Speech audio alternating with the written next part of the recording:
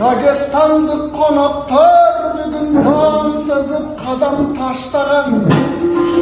Habib geldi Kırgızga razdan kaçmagan. Katarlaş gelip kalıptır buna bu Hasbulan degen jaş balan. Oy jaş balan emes Hasbulan al jaş görüngön jakşadan. Hasan Ustas hoş geldin tetiklat başı degen askadan. Alaskar oku jayında ayat hadis jattagan.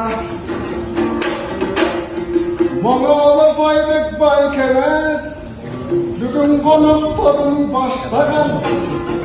Getirgen çıkaşalarım bayke gemiresin kassadan. Abdurrahman Dibona Uftay Bayken aldığa çıktın massadan. Aktar Kıvanç Bekov dağılar akbalat kadem jastagan. Dengeli müzik dostumdun bu ceşov yırdı jasbagan.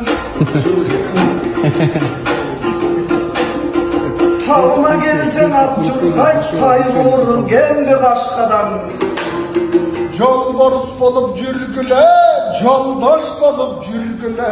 Jodan da jaman emes bir joldoşun jolbok taşlara. Eyvallah.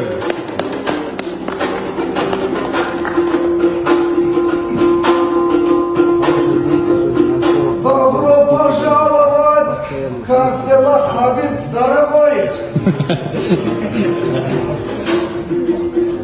Мы очень рады видеть вас, как дела, Хазбек молодой. И друзья приехали, они тоже золотой. Ты же странный человек, золото не для мужчин, надо думать головой. Золото это чемпион. Ради золота надо бой. Чтобы чемпионом стать, надо стержень боевой.